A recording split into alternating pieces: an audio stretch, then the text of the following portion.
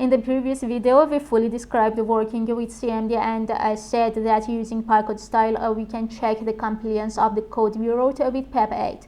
As we said, this helps to make our code more readable. This readability is very important because codes are read more than they are written.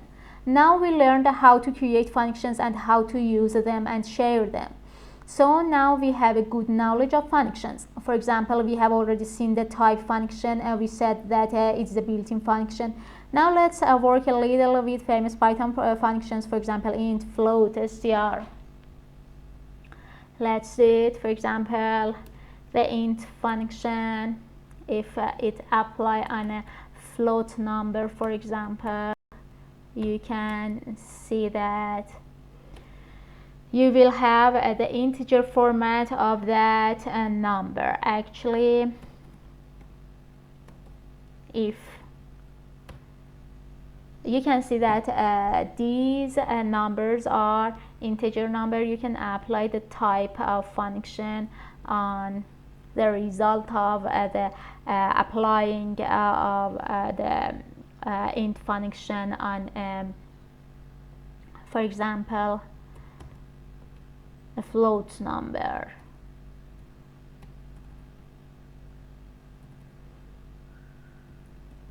You can see that the output is an integer. Actually, the float is another built-in function in Python. You can see that by applying the float on an integer number, you will have the float format of that number. You can also apply the str function on every type of objects in the Python. For example, you can apply the str built-in function in Python on a list, and you will have the string version of that list. You can apply it on any type of function, a float number, for example. You can see that you will have the string format of that if I assign a variable name, for example a, to, for example, str, for example, a list. Hello. Another member of this list, for example, a number, an integer number, and another number of this list, a float number, for example. You can see that by applying the type function on this variable a, you can see that its type is str. Okay. These are the famous Python functions. One of the most used Python module is math. We imported import math. This module has very useful and good mathematical functions. For example, the p number is one of the variables of the math module, and we can access it by math.p. You can see that this is the p number. Inputs of trigonometric functions of this module must be in radians. For example, if you write, for example, math.sin, I want to have the sinus of 90 degree. You cannot have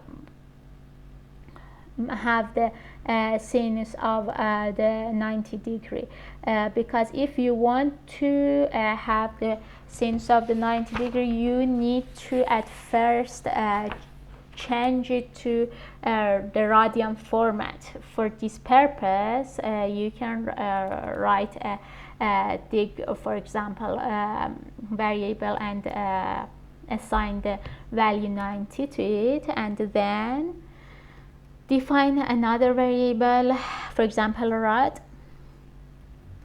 like dig division. Let's have the float format and have a star as multiplication, and this method P. Actually you can write here 3.14, but method P can give you the more exact number. Okay, now you can have the sinus of this rod, and you can see the result. Okay, another function in the math module is the sqrt function. For example, you can have math.sqrt applied on 4. You will have the 2 in the output. Math.sqrt apply on actually 25. You will have the 5 in output. Math.sqrt 196, and you will have the 14 in the output.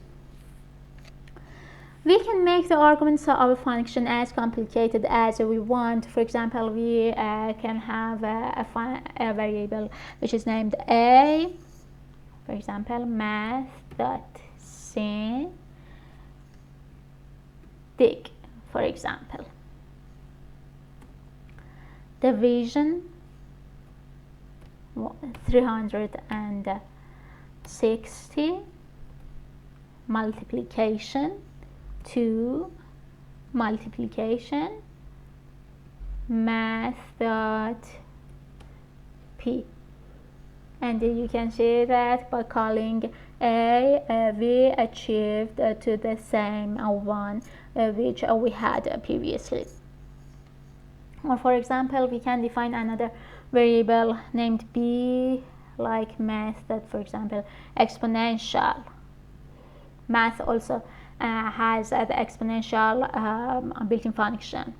Built-in, but no built-in, but these are available in the math module actually. Math.log, for example, a plus 1, and we can call this b here, and you can see the result actually. Excuse me. That is, the arguments can be complicated as desired. In fact, wherever there was a value, a more complex expression can be put instead. And note that the left side of assignment statements must be a variable. Another issue that is important in functions in the Python programming language is the issue of execution flow. Actually, we can call it here the flow of execution actually. This flow of execution shows you the sequence of execution of a program. To make sure that a function is defined before calling it, you need to know the order of execution of programs. The execution always starts from the first sentence of the program and executes the sentences and lines of the program one by one.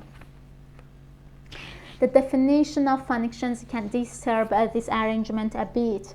For example, we have written a program. The interpreter starts this program from the top and executes its lines and commands one by one. Now you can also export this function definition. It means to move the definition of the function to another place and use only it inside the program. It means that the entire blue part inside the program becomes a line of using this function. What happens this time? That is that the program is executed from the top and the commands are executed one by one, and the Python interpreter moves downwards. When it reaches the use line of the mentioned function, it is moved to the function definition. It executes the command lines inside the definition one by one, and then it comes back to the program itself. That is the presence of functions in the program makes this execution flow of execution actually a little different. In fact, the presence of functions in the program is like a deviation in the path of program execution. This flow of execution is important in writing programs, running them, and reading them. Another interesting discussion is the return discussion. As we said and saw, a function can call another function. Similarly, a function can call itself. Here comes the discussion of recursive functions. Let's create a new function here where you start the console. Okay.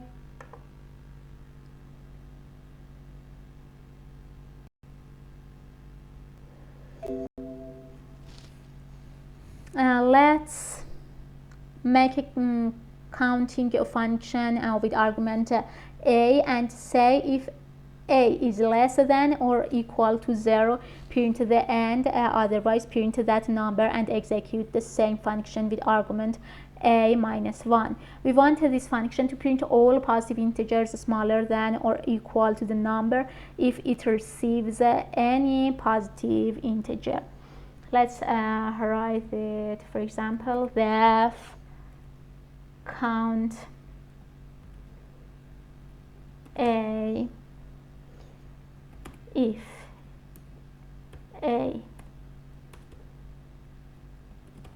Okay, print end.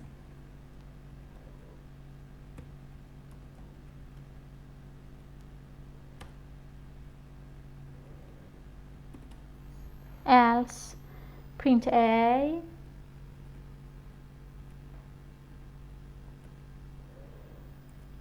and count a minus 1.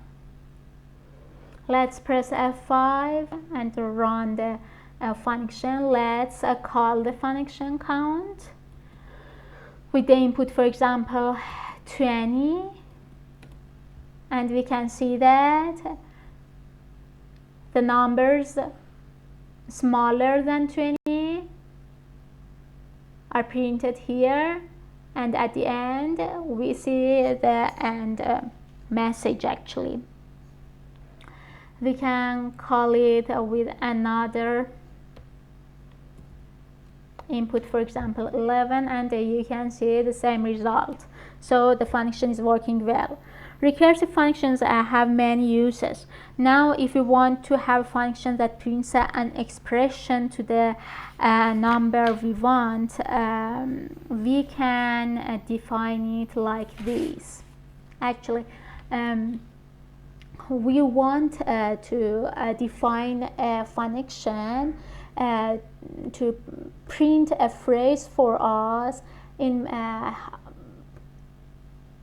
and we want that we give it a number as the number of times of which the phrase will be printed. Okay, let's have the function here. Def print phrase. Okay, inputs are phrase and a, for example, as let's have it, okay, no problem, the same a. If a smaller than or equal to 0, return. We don't need the else keyword here. Print phrase, print phrase,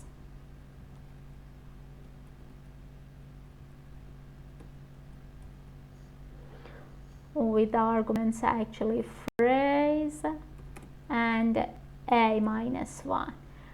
Let's press F5 and run it again, and now let's call print phrase function with inputs, for example hello and 5. We can see that the hello string is printed 5 times. At the first time it prints at the phrase which was hello, and then call the function, this time with the inputs at the same phrase which is hello here, and the number of times for printing this time is 4, actually 5 minus 1. So for the second time the function prints this phrase, and this time call the function with the inputs the same phrase which is hello here, and the other input argument will be 3, and so on. If you want to exit the function in a part of the function, if something happens and we don't want the execution process to continue after that line, we must use return. If you remember, we said that return is where if we reach it, two things happen. One is that it returns the opposite, it returns the amount which is in front of it, and secondly return is the end point of the function, and when we reach it the function ends. Of course you know that in such examples the result can be reached by using the for loop, but in some of these examples the use of recursive functions is far more optimal. One point that exists is about the same conditional part of the function. For example, when we say if a reaches a number, exit the function, this is called the base case. If your return function never reaches this base case, this return operation will continue forever. For example, let's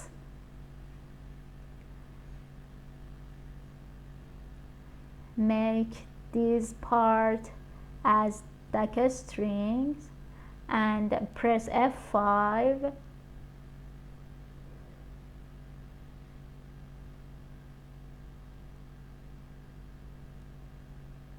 Excuse me, and press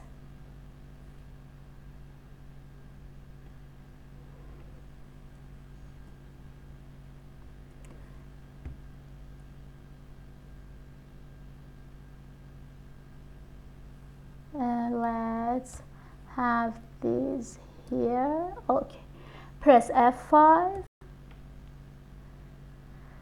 and call the count function with the input, for example 20. You can see that it executed many times, and at the end you have this error, and finally receives an error. The error text says that you have reached the maximum return depth. That is, Python has a mechanism to prevent infinite recursion. Okay, let's return the settings. Okay.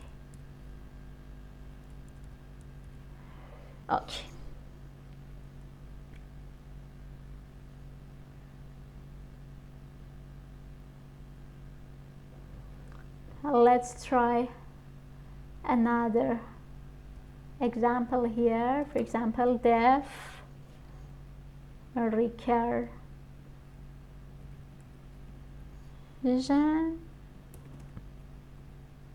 Here just recur.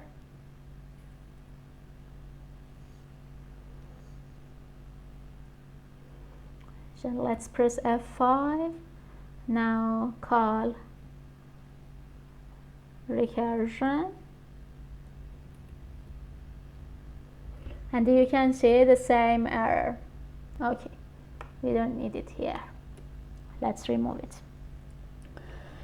So when creating a recursive functions, pay attention to the fact that both the base case exists in the function and the function is designed in such a way that it reaches this base case. You can define two of the famous mathematical functions using this return in Python. One of these is a factorial. You know that the factorial is equal to the product of each number by the product of the numbers before it. 0 factorial is equal to 1 is a contract. Let's have the function like this. Def factorial n, for example, with the input argument n. If n is equal 0, return 1. This is a contract. Else return n star, which is the sign of multiplication in Python, and call again the same function with input n minus 1. Let's press F5. Let's call the factorial with the input 2. You can see the result. Let's call it with the input 5. You can see the correct result. So the function is working well. Let's consider the input 10. Let's consider the input, for example, 50. Let's consider the input, for example, 80.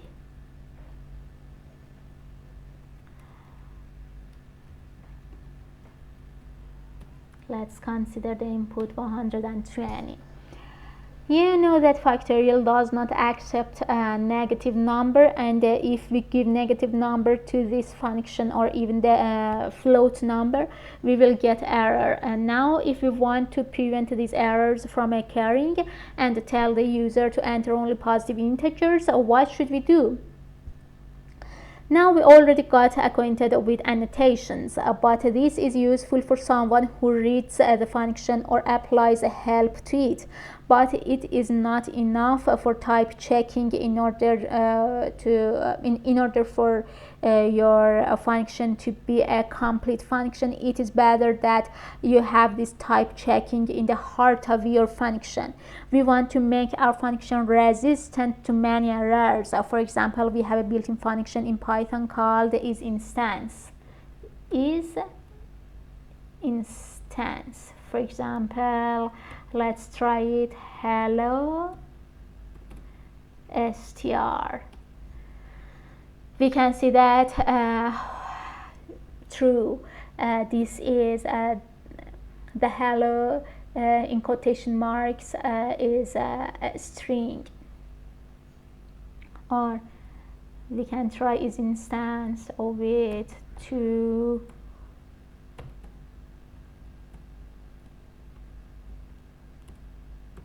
And for example, int, we can see that false. This is not an integer number. This is actually a float number.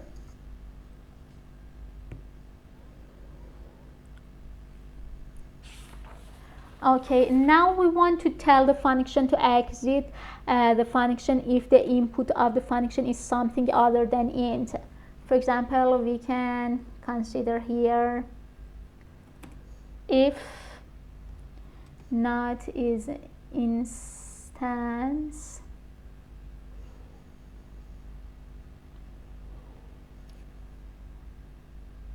and int, what should you do? Print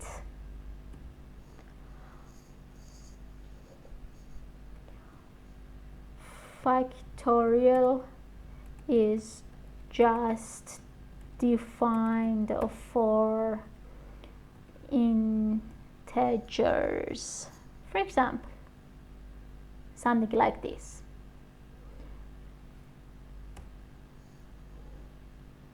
Return none, return none. Okay, this is good. We can press F5, call the factorial with a float number, for example, and we can see that the factorial is just defined for integers is returned. Okay, now we want to check one more condition. Let's try it here. Elif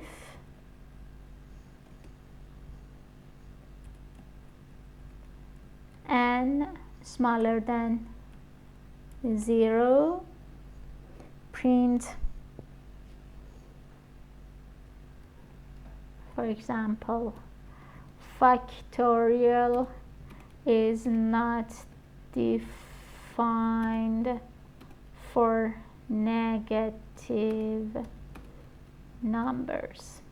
For example, something like this, and then again return none. Now this function is a more powerful function. Okay, let's press F5. Let's call the factorial function for example, minus 50/50, and you can see the message is printed. Try it for a positive integer,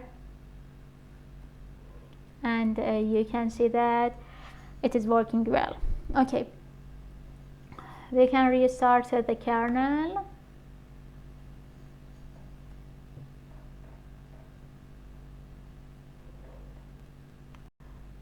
We can close this function file. Okay, we can have it here, for example.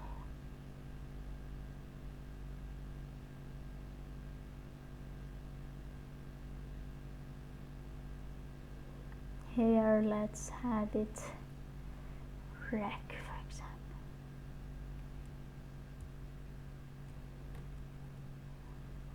Rec, not by, for example, recursive. Another famous recursion sequence in mathematics is the Fibonacci sequence. It says that Fibonacci of 0 is equal to 0 and Fibonacci of 1 is equal to 1. After this Fibonacci, each number, Fibonacci of each number is equal to the sum of its two previous Fibonacci. The same can be implemented in Python. Let's write the function, the keyword def. Let's have the name, input arguments n, which type is int. Let's define the output file as well, which is int2. Let's say if n is equal to 0, return 0. Elif n is equal to 1, return 1. Else return Fibonacci of n minus 1 plus Fibonacci of n minus 2. Okay, let's press the F5 button and then call the Fibonacci function with an input argument, for example 5. You can see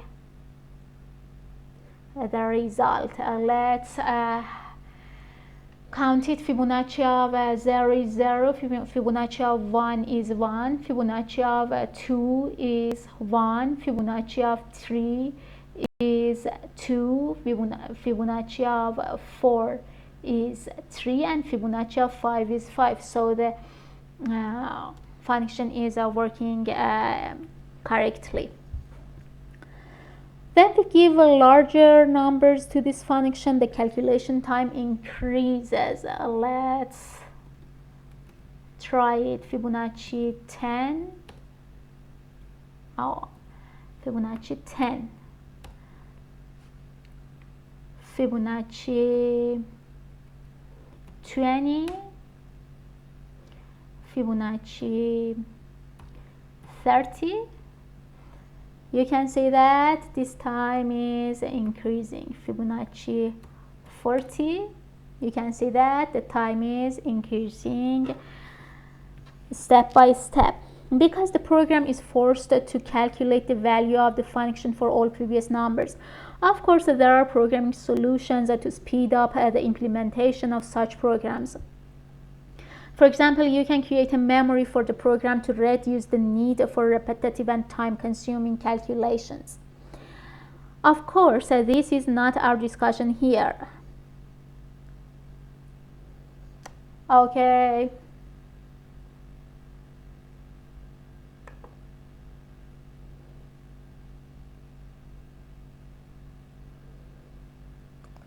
Let's pause it with the available options in Python and restart the kernel here. Okay. We can also save the function and exit it.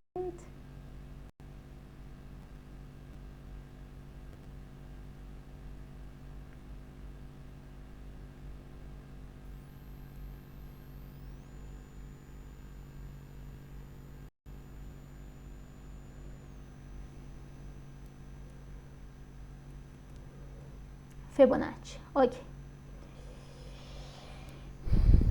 Another point in the discussion of functions, which of course is a bit more advanced than what has been said so far, is that you can write a function that takes as many input arguments as you like.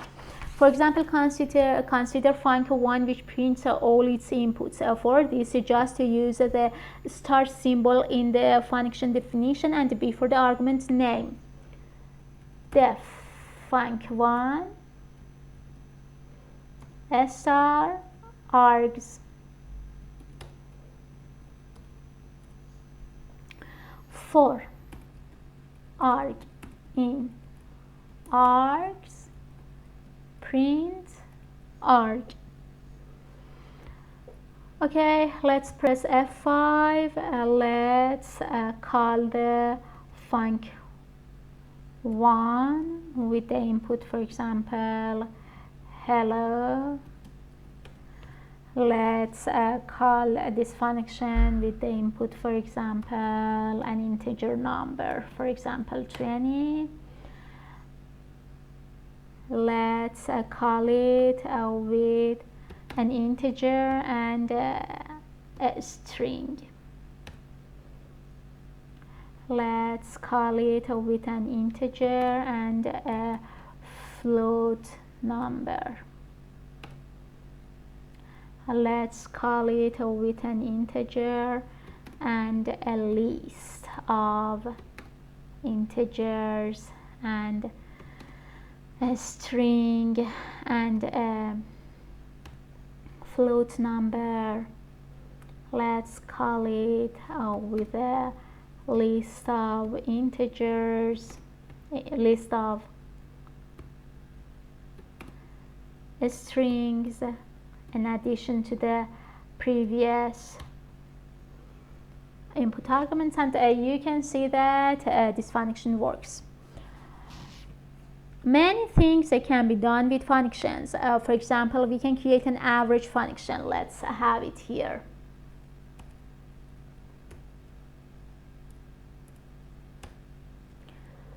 Def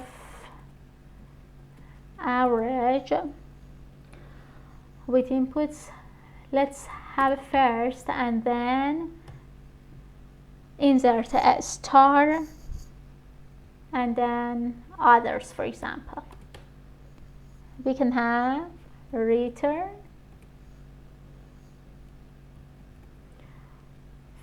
first plus sum and others,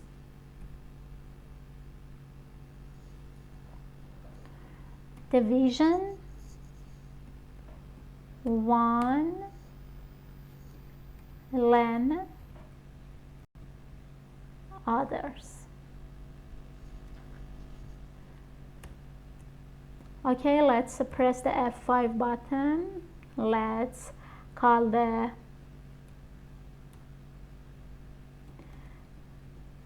average function with the input, for example, 1 and 2. Let's call it with 1 and 2 and 5. Let's call it with 1 and 2 and 100. Let's call it again and add another integer. Let's call it again and add a float number. Okay, you can see that the function is working. Star_arg means that the number of these arguments can be 0 or more. This possibility is not only for the positional argument method, rather there is also a possibility in defining and calling functions using the keyword argument method. Star_args means any number of positional arguments, and star keyword args means any number of keyword arguments. This is like a dictionary. Let's have it here, for example, because I want to have the order. Def func2 star keyword args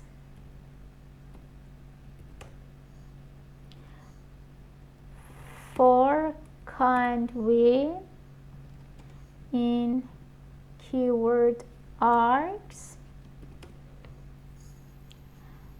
print, have a quotation mark, have a percent sign,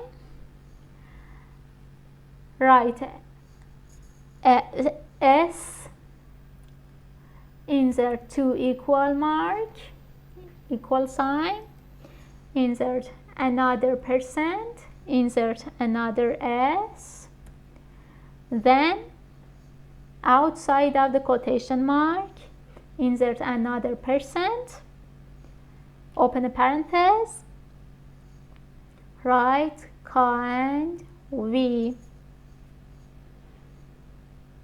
Okay, this command, the command line inside the print, means that the first s is the value of k and the second is the value of v. Let's press the F5 button. Let's call the func2. For example, name is equal to Ghazal.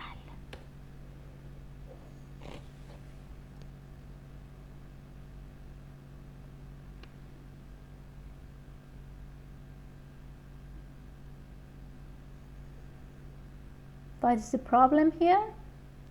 Oh, okay. It says that it needs at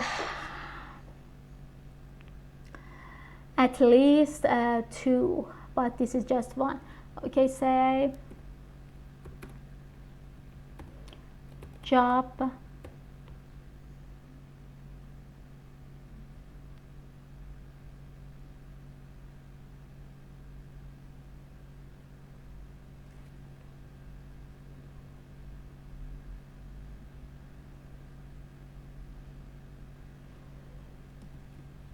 data scientist. This is the same error. What is the problem? What do you think? Oh yes, because here we wrote keyword args. Here the error says to us that there are too many values. We have to specify which values to consider here. We should insert a dot here. Remember that dictionaries have an option which names items. Okay, now let's press the F5 button again. Let's call the function again. Okay, and you can see that the function is working. Let's call it this time add job keyword and data scientist as its value. Let's call it again and consider age 2 here as a string, for example. You can see it here. Okay, you can give as many arguments as you want to this function with different types. You should consider the necessary functionality for it only inside the program. For example, let's say that this function accepts all types, or say that the inputs of this function should only be strings, for example. These stars are also used in calling functions. Consider this function. For example, let's have it here. The func3 arg1, arg2, arg3, print arg1, arg1. Let's have a copy here.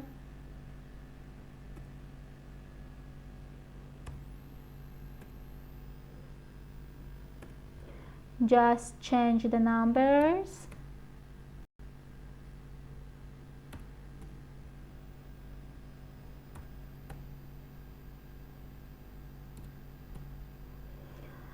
Let's press the F5. Let's call the func3.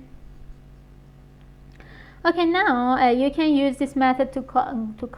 Let's have a variable which is named args. For example, a tuple with exactly 3 members. We can say here, call the func3 like this. func3 star args, and you can see that this is working. In this case, the number of members of the args tuple must be exactly the same as the function expects. Similarly, the function can be called with double star kw args.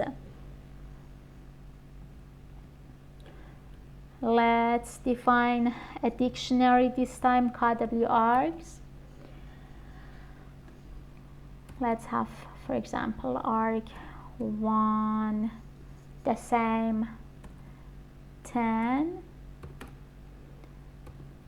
arg2 the same 100, and arg3 the same 1000. Okay, now let's call the func3 with double star kw args. Let's have it. Okay, These are among the more advanced topics of functions in Python. I hope that you have made the necessary use of this video and useful information inside it. Stay tuned as we will go into the topics related to classes in the next video. Good time!